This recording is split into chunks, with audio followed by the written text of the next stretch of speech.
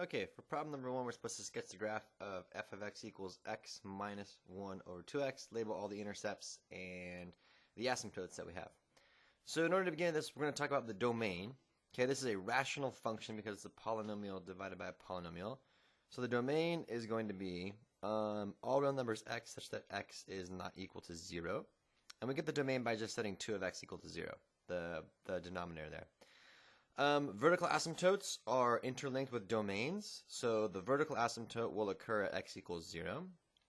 There is a horizontal asymptote, and in this case, because my function x minus 1 divided by 2x, because the degrees are the same, I have a first degree polynomial divided by a first degree polynomial, I know that the horizontal asymptote will occur at the coefficients, quotient here, so 1/2, because it's like a 1 in front of the x divided by 2. So y equals 1/2 is guaranteed to be a horizontal asymptote.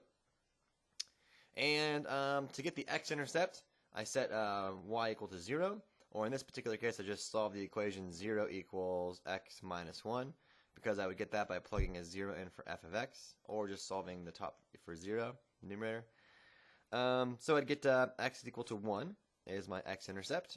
And to get my y-intercept, I would set q of x equal to 0. Now remember, when we have a function f of x, we have p of x over q of x here.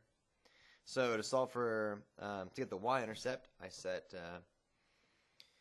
x equal to 0. And I would get 0 minus 1 all divided by 2 times 0, which is negative 1 over 0, which implies that there is no y-intercept.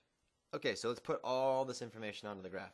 First, I know there'll be a vertical asymptote at the x equals 0, so that's going to be right here. So there's my vertical asymptote, there's x equals 0. I have a horizontal asymptote at the line equals y equals 1/2. So up here at 1/2, I have on here y equals 1/2. All right. I know I have an x-intercept at 1, so right there I'll have an x-intercept when x is equal to 1. And then I have these asymptotes in other places, right? And you can either choose to look at the graph or investigate through a table, but you'll see that the graph is looking like this, going through that point, going down, and going along the asymptote here, and then going up like that.